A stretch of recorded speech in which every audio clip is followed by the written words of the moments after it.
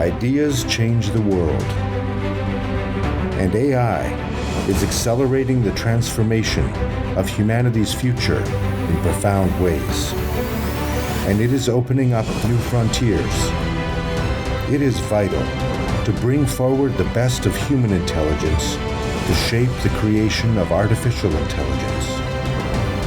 If humanity is going to solve its greatest challenges, we need AI, and we need an open discussion on ethics, transparency, possibilities, technology, challenges, and opportunities. This program brings together the brightest minds from around the world, not just for the future, but these digital pioneers share actionable steps for right now. Once again, I would like to welcome everyone. Digital Pioneers Network is proud to do a technology and AI panel as part of DC Finance Canada Family Office event.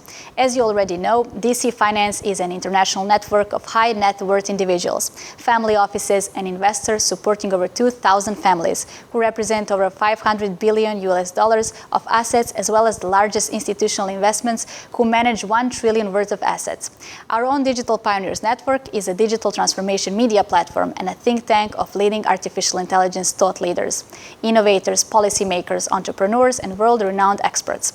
The contributors of these individuals plays a critical role in the acceleration of global digital transformation, the reinvention of the digital economy, and the elevation of humanity. Digital Pioneers is collaborating with media production European group Telegraph, from where I'm currently tuning in from, as you can see. And today we have an intimate panel with the great leaders and experts discussing AI, ethics, and social impact investing, such as Butterfield, who is the head of AI and machine learning and a member of the executive committee of the World Economic Forum. In the UK, she is a barrister and part-time judge who has worked as a mediator, arbitrator, business owner, and professor. In the United States, on the other hand, she has been a professor of law and in international relations and co-founded AI Global. Another fascinating fact to point out from her rich biography is that she was the world's first chief AI ethics officer in 2014, and she created the AI ethics Twitter hashtag. We'll also have the honor of welcoming Sylvain Duranton, who is the managing director and senior partner of Boston Consulting Group and the global leader of BCG Gamma, which is a business unit dedicated to data science and advanced analytics applied to business. Sylvain will advocate for human plus AI approaches using AI systems alongside humans, not instead of them, and shares the specific formula companies can adopt to successfully employ AI while keeping humans in the loop. We'll learn more about Kay and Sylvain in an ongoing discussion with Mark, who will open up this dialogue. So I would like to point out some of the things from his rich biography and to share a little bit more about his rich experience. Mark is an executive chairman and the co-founder of Digital Pioneers Network. He is also highly regarded and trusted digital cognitive strategist, artificial intelligence expert, venture capitalist, and the principal founder and president of Going Global Ventures. Mark has recently been appointed as the chair of AI policy at the International Research Center of AI under the auspices of UNESCO. Mark collaborates and advises the largest global companies both in the US and Japan. Currently, he serves as the strategic advisor and the global ambassador to the CEO and chairman of New York-based IPsoft Inc., and advisor to the BCG. Mark holds the role of senior fellow as a part of the U.S. Council of Competitiveness in Washington, D.C., and he is appointed member of G20 and B20's Digital Task Force. Mark contributes to a number of publications, including Forbes, Entrepreneur, Observer, TechCrunch, Information Week, CIO Magazine, and he has been featured in articles and appeared in Newsweek, CIO Magazine, Hitachi Review, Telegraph UK, CNBC, to name a few. Forbes also named Mark as one of the leaders to watch in 2017. He has received the Albert Einstein Award for Outstanding Achievements and the World Trade Leadership Award for the World Trade Center and World Trade Centers Association. With all this in mind, I'll pass the mic to Mark to open up this dialogue. Mark, go ahead. Thank you very much, Angelina. With all of this, I feel like I don't know how many years do I have under my belt, but it's really, truly an honor. Thank you, Angelina. Thank you, Danny, and this exciting organization that you had advising and guiding some of the leaders in the financial community, especially family offices. And we're excited, Digital Pioneers Network, as Angelina mentioned, to partner with you on this session. And I'm glad to have such incredible leaders here, Dr. Butterfield and Sylvain Duranton, that are going to talk about today about issues that really matter to all of you, all the family offices, all of the investors, pension funds, and endowments in the great country of Canada, which is all about social innovation, responsible AI.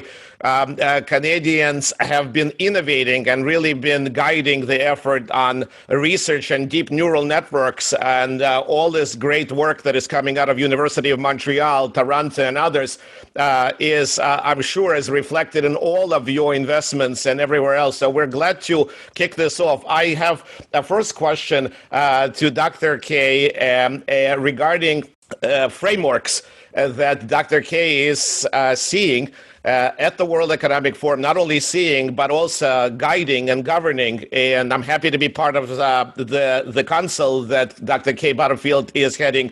And the question is, what are some of the most effective frameworks in place today to promote responsible AI? I know World Economic Forum is working on corporate responsible AI toolkits, which are very needed for the CEOs and the boards.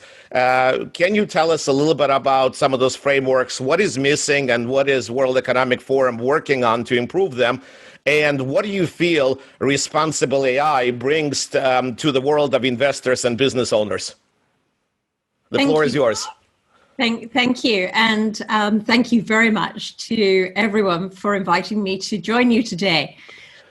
So going straight to the question, because I know we don't have very much time, frameworks. We have seen that a lot of the AI companies of the world have struggled with the balance between making money and the ethical implications of artificial intelligence. And when I started thinking about AI and ethics back in, I suppose, 2010, there were very few of us. And so I was the first chief AI ethics officer, and that was in 2014. And at that stage, I don't think it was necessary or it didn't seem that anybody else thought it was necessary for companies to really think about responsible AI, ethical AI, whatever you want to call it. But now that's not true. We are seeing CEOs in front of governments giving evidence. We are seeing in Europe a move to regulate various uses of artificial intelligence. And I think in January, we'll see that they do put forward regulations specifically around facial recognition and the use of AI in human resources. And so if you're thinking about companies, if they're using AI in human resources, then you need to be thinking about having a framework. How are you using that artificial intelligence tool? Is it ethical use, or are you actually creating bias as you're using that tool? And you might think, well, why would I worry? Well, I think, one, you worry because the regulators are really thinking about this around the world. Two, I think you worry because the developers are worrying about this as well. So I was on a panel the other day, last week, where I was advising the House of Representatives in the US about these issues. And there was a professor from the University of Toronto who was saying, one of the reasons that we are not seeing a lot of new things coming out of Canada is really because we are worried about these ethical challenges of AI.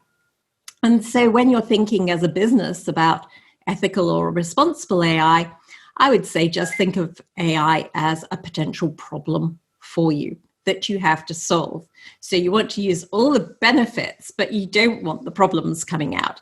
So going back to that issue about human resources, you want to make sure that the algorithm is choosing the best people, the most diverse people for your organization. And on the flip side, I would say that's making sure that your algorithm is not biased, and that means you're not having problems with the use of it.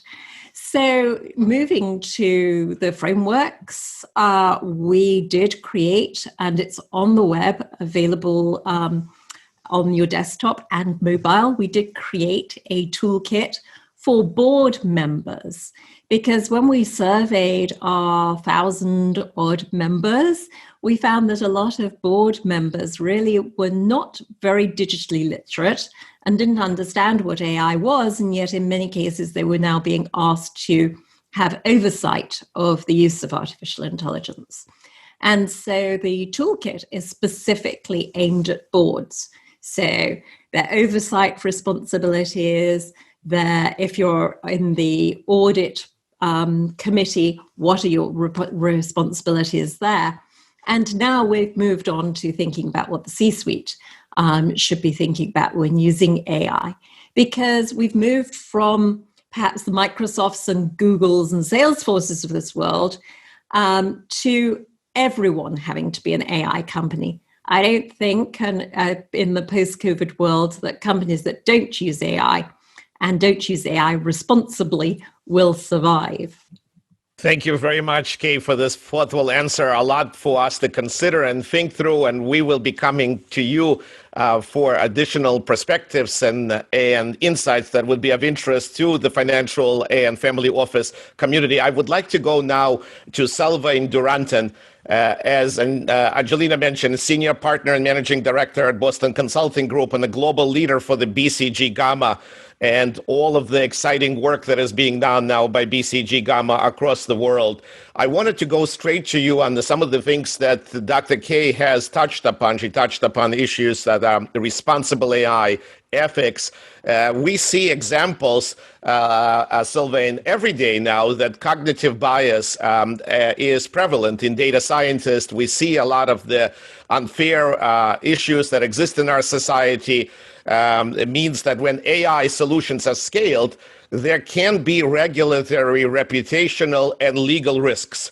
And we are seeing companies, great companies, IBM, Microsoft, Goldman Sachs, Amazon, Google, Facebook, already have algorithms that are being investigated, legally challenged. How do you see it from the BCG's perspective and your own work over the years and ethical questions that are making a difference to companies' bottom lines, with all of that being said? Thank you, Mark, and thank you all for inviting me. And I'm very happy, Dr. K, to be speaking with you, because I'm advocating a lot to companies that if they don't have ethics AI officers, they are in danger. And so I'm happy that you were the first one appointed in the world, because this is truly best practice for everyone. Yes, it's an issue, and it's a complex issue because you have two levels. The first one is you have blunt, unintentional blunders, which happen because AI is a super sensitive matter that needs to be dealt with care.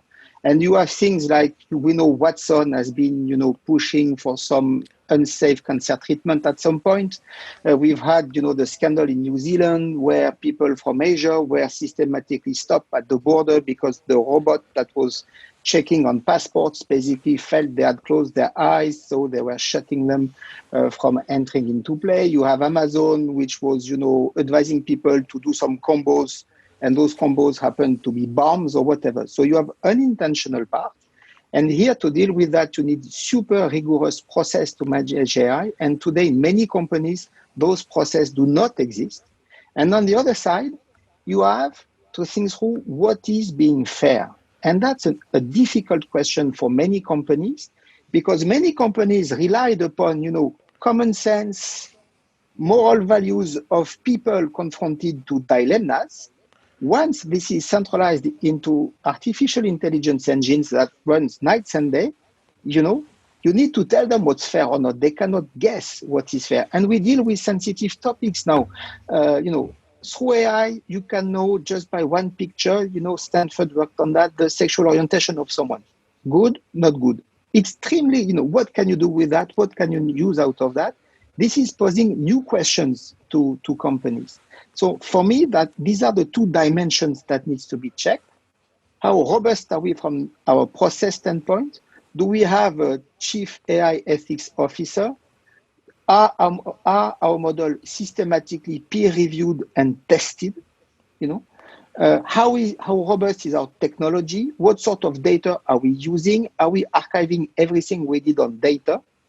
And on the other side, what's fair? And one example is quite interesting. You've heard a lot in the US or in North America about the clockning phenomena, where using labor schedule optimization, people ended up having horrible schedules, much more horrible than what the human managers would have scheduled, because they didn't take into account what the well-being of people. On the other side, with those exact same engine, you have companies who use those tools to improve not only quality of service, cost or whatever, but explicitly improve the well-being of their employees. So on the ethics part, beyond technicalities, beyond are there bias in my data or not, there is this thing which is, what do you try to optimize? And I've been working a lot with airlines on how to optimize airport operations when you have disruptions. Some airline will tell you, I want to minimize cost. Some airlines will tell you, I want to maximize my customer satisfaction. That's typically the decisions that need to be formalized, through the functions like, those chief AI officers in companies, and where we need to create awareness. One key best practice is to make sure that there's a process to test AI. When we do AI, and we sell that tool to clients also, we have a tool called rate.ai, where we assess on every dimensions from, the frameworks that have been developed, for instance, by many global institutions. I think we counted more than 84 frameworks on, ethical AI, and turn that into concrete things that needs to be, assessed before working on a use case that gives you a score. And if this score is on the red or orange zone, then you need to escalate and to have a discussion with people in the position of Dr. K, for instance. It's a serious matter, and as investors, you need to make sure that companies you invest in are serious about dealing with this risk. Thank you very much. I want to stay with you a little bit, Sylvain, and then go to Dr. K for some very interesting questions, again, exploring ethics and sustainable investment further. I want to talk to you, Sylvain, regarding the big focus now on human-powered AI companies. Obviously, the companies are run by humans, but there's a whole transformation now in enterprises focusing on human-powered AI companies where we will work with machines, but humans have to be really on top of the situations. We must elevate humans to the higher value tasks to benefit organizations and benefit an employee career progression and work satisfaction. In fact, according to Business 20, digital education, including teaching the necessary skill base to work and interacting with the emerging digital technologies is very important. And humans must be ready and have the final say. What do you think? How do you think humans must control the future of AI when everything is AI is becoming automating our financial industry, our healthcare is involved, critical systems. What could humans do to control the future of AI? So, you have a bit two camps in the AI world. The camp which thinks that in the end, companies will be one CEO and one AI, and very few people employed. And I'm on the other camp. My conviction, my deep belief, is that the future of AI is exactly as you say, Mark, to be everywhere, every function, every sector, supporting people to do their job better. A bit like we could say, computers and IT has been doing for some years, basically. That's my vision for where AI is going. Now, can I substantiate that vision?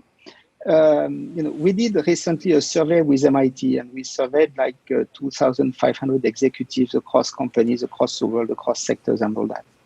And what we see is that companies who invested in that human plus AI concept have 6 times more chances to make very significant profit improvement versus others. And when I say very significant, I'm with investors. It's, we're talking 3 to 5 percentage points of margin improvement. Across sectors, this is achievable. Then what is this? And you're asking the key question mark, which is, how do we organize this sort of collaboration between humans and AI? And you have a variety of systems. Sometimes AI has to decide. It's real-time decision-making. It's not high-impact decisions, like you send promotions or some things to people, personalized promotion for coffees or stuff. There's not high stake. And here you will ask human to steer the model, to look at results, to check for biases, as Dr. K was mentioning. Thinking through the objective function, what is it that I'm trying to optimize, and I'm asking AI to optimize. In some case, AI will give insights. That's what we do a lot in healthcare today on what could be a better treatment, what could be the best treatment fitted for this specific patient, given the biometrics that we have. And then a doctor can make a call, based on that thing. We sometimes have the opposite in the industrial world. You can infinitely change the way you put machines and industrial equipment within a manufacturing plant or a warehouse. And here, if you want to find the best solution, the combinatorics are so huge, AI cannot even do that. What you do in that case is you have humans who know, engineers who have a sense for what could work, proposing scenarios to AI, and AI will assess whether this is robust or not, whether this will save cost or not, whether this will improve service levels or not. The point I'm trying to make is there's not one model for AI and humans to collaborate, and companies who experiment different models tend to make much more profit out of AI than the others. And we call these ones the learning organizations. And when you learn, one critical point, which is also making AI much safer and much more robust when it is used, is to invest in real feedback loops. Not like, setting a model, testing on, past things and then running with it for years, but keeping a part of the process where some humans will check the results and challenge the results. And Dr. K was talking about recruiting biases, for instance, which we know exist at university when some university use AI for, to screen students, within company to screen resumes, for instance. With the best intention, AI will be biased because AI will replicate the success of the past. You can spend hours with data scientists, try to test, to unbias and everything. What you can do is force rules to stop bias, and you enforce those rules to AI. But the other key thing is to keep some CV screening based on humans who might start to test new profiles, new type of curriculum, new types of people, new types of geographic origin, ethnic, and all that. And then they might discover things over time which are better than what AI was trained upon. So keeping those real-world feedback loop into what we're doing is absolutely critical to make these things work. And it's at the core of the human plus mindset. Sorry, Mark. Thank you very much, Sylvain. I want to, in the interest of time, go to Dr. K again and address the issues now we are seeing on television and media. There's a series of misconceptions around the state of AI, and a lot of it is affecting reflections on ethics. I know that the World Economic Forum has a vision to solve global problems with AI, and why it takes each and every one of us to be part of that solution. And maybe, Dr. K, if you could talk a little bit about this approach of ethics and AI in the right way, and how do we, all of us across the world, be part of this solution, this new positive view of the world, this ethical view that will certainly reflect the views of many investors and many organizations. To you. Yes, certainly. So may I first, and in fact it does begin to answer your question, may I just first add that one of the things that I think we really need, and Sylvain was talking about, is that we need to have mixed teams. So the best models are being created by teams that are mixed. So not just your engineer, but also your humanities people. And so creating those teams, those diverse teams in terms of the way that they think, but also gender, etc., and race, that's really, really important when we're thinking about. And when you're investing, have a look at the teams that are creating the AI. So I wanted to then go on to the AI for good. The forum, of course, has been talking about the Great Reset, and you'll have seen Professor Schwab's book on that, and also about ESG. And recently we've been saying, well, maybe T needs to be in there as well. Because if we are right that AI will be everywhere in our future, then we need to be thinking about how we are educating children either. And if we are using AI, AI can be a very manipulative tool as well as a very useful tool for education. And so we've been working with UNICEF on thinking through those issues around AI and children. But also, when we think about healthcare, we need to think do we keep the human in the loop? How do we explain what the AI is doing? And then we think also about climate change, for example, and the use of AI there to help us with models. And so basically, I sort of say often we're looking to AI to sort out the problems that we humans have caused for ourselves so far. And that's what we think about when we think about AI for social good. But actually, what we should perhaps be thinking about is something wider than that, which is with all the problems that we have, do we want to rethink and do we want to use the capacity of AI and quantum to really rethink what our society should be looking like and what our investments and our companies should be doing? Thank you very much, Dr. K. From this point on, you touched upon what companies should be doing. You touched upon that there are a lot of responsibilities. The whole social structure may have to really be discussed at all levels. So it's already being discussed at a very strategic level, the work that you're doing at the World Economic Forum, touching upon many governments and many countries, as well as from the political, business, enterprise world, G20, huge discussion. But coming in from, we're seeing all those talks about mimicking humans. There are discussions about, Dr. K, the rights of the cognitive software itself, depending on the political and court judgments, and in fact, probably in your neck of the woods, you are very familiar, legal loopholes that potentially could lead to a legal, and I want the investors to understand this, legal AI person status. We are seeing cognitive agents and robotics such as Sophia receiving the status from a number of nations, and more is to follow. Will they soon gain complete legal AI person status? What are the implications of the robot rights and citizenship in our governance structure? I know it's kind of taking us into the future, but it's probably of interest to a lot of the different investors and different organizations. Yeah, I think that it's actually mostly of interest because it's about where the legal burden lies. And so actually the EU played with the idea of legal personhood for AI and decided, I think on the advice of a number of us, including myself, that it was a really bad idea. And I think that the sort of citizenship that you're seeing being given to robots is probably a bit of a show rather than actuality and something that we need to worry about at the moment. What I would prefer us to worry about is getting the AI right setting the right foundations for our use of these tools so that we really can benefit from the use of AI.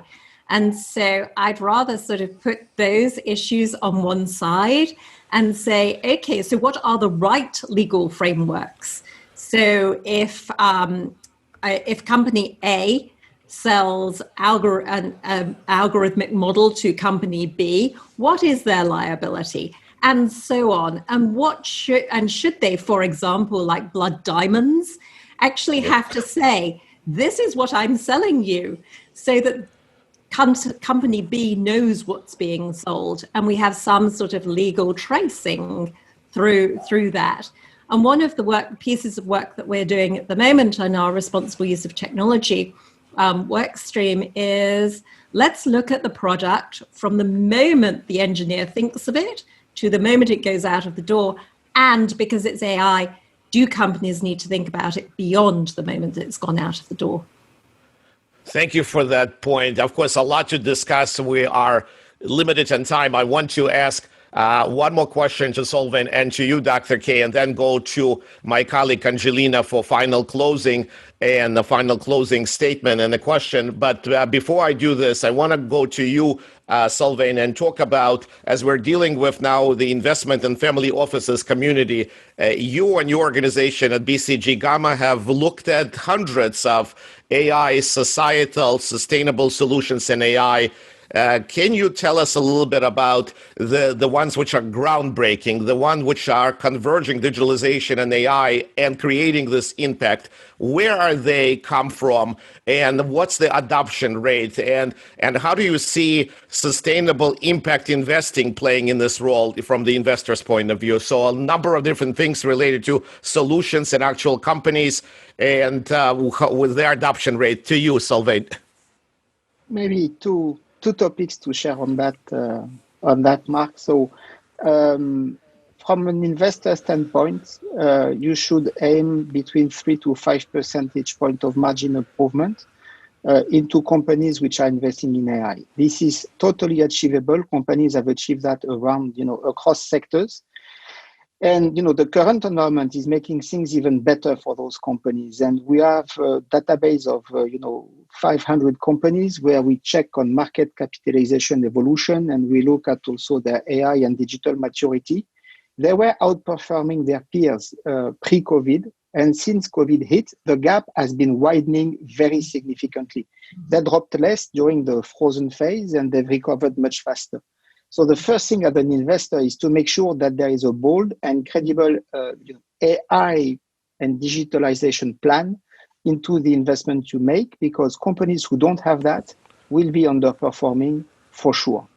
And credible means there needs to be some investment after this. It's not just appointing a sort of CIO, CDO, chief AI officer, or whatever.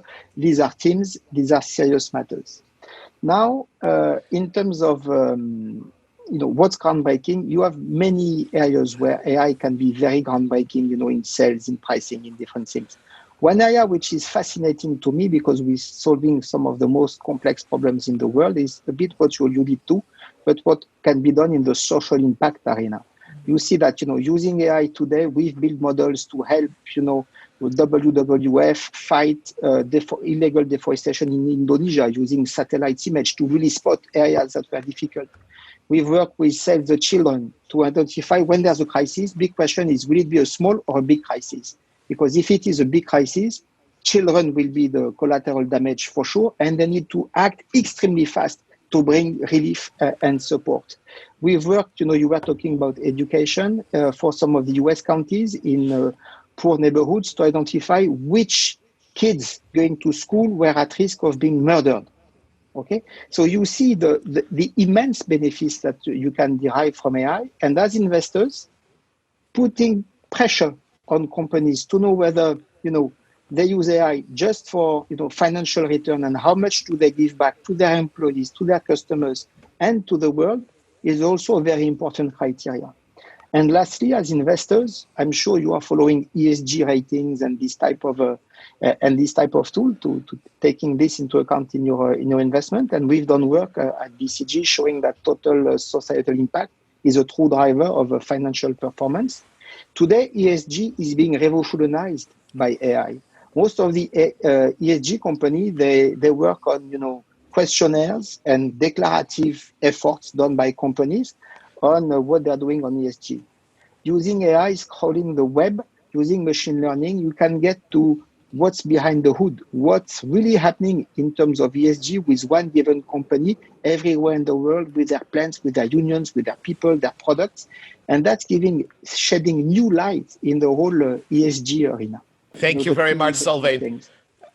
Great points. You've given us a lot to digest in terms of where it's going, some of the companies that are involved in this space, and how are we going to really tackle some of those complex issues. I want to bring one question to Dr. K, and that has to do with at least the closing question for me, and then we'll go to Angelina to close this out with one final thought about the humans and our jobs. So I'll leave this to Angelina. But right now, Dr. K, as you are doing some phenomenal work, and especially during this tough pandemic, the COVID-19 crisis, the public health has been impacted around the world. And of course, it has deployed a lot of AI. Some of this AI has not been thoroughly checked in terms of the efficacy and privacy. We discussed it many times, but it does include areas of tracing and surveillance. It is very easy for hackers to break into the system. There are privacy issues. Are there some advice that you could give on the work your great teams are doing around the world, advice to enterprises, to entrepreneurs, to investors, how to keep a lot of those AI systems secure during COVID-19 as we're introducing all this technology, where hacking or privacy or transparency issues could be coming in from both state and stateless actors? How do we deal with all of this complexity? And what is your guidance for all of us? Well, I think that's the $1 million question or $64,000 question or whatever it is now in inflation, because we don't know the answer to that. What we do know is that companies need to be very, very careful, but we've known that for a long time. We know that that data privacy is one of the major problems which cause backlash or techlash against AI. We also have seen techlash against AI even when AI wasn't being used, with some of these COVID tracking and tracing applications. And so I think one of the big things that we should be thinking about is, how do we help the public to know what we know? Because if the public doesn't know what we know, then we have the possibility of more techlash, which will actually impinge upon the value of AI and the ability of us for using AI, which is, of course, what takes me right round full circle to the fact that every company you invest in, have a look at their ethics in AI statement. And if they haven't got one, either don't invest in them or make sure that they develop one, because it's crucial for your investment. And I think it's particularly crucial at the moment. If you look at Apple, it's sort of saying, you can trust us.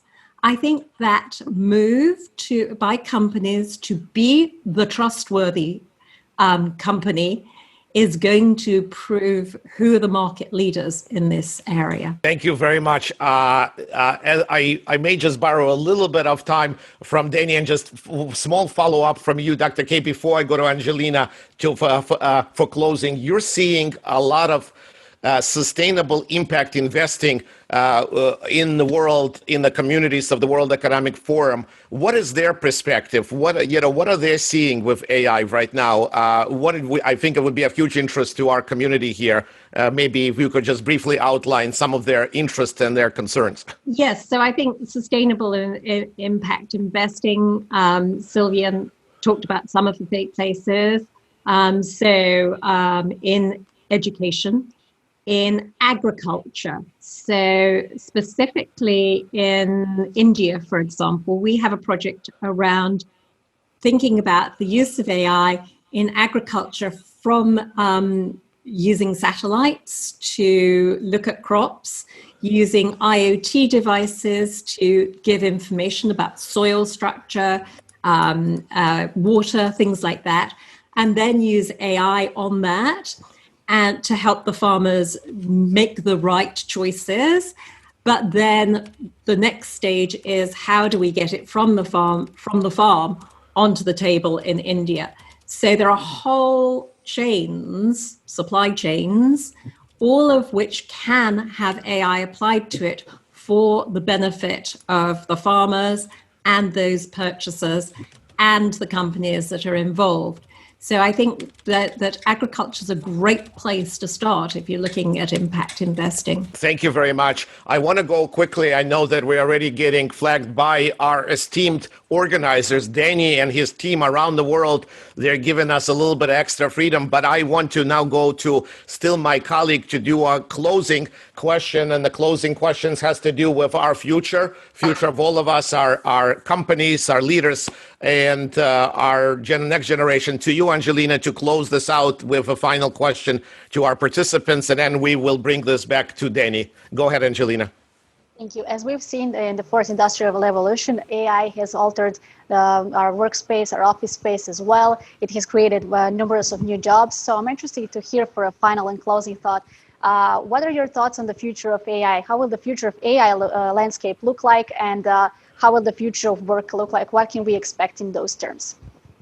So, as I said, I believe the future will be a human plus AI. So every human will need to be trained and skilled enough to, interact with AI. And, the recent announcement that Walmart was taking out the robots to fill the aisles in the supermarket, I think is a very strong sign that the vision of full automation is not there. And to me, the winners for the future in AI will be companies who will be basically mastering three things and putting three things together.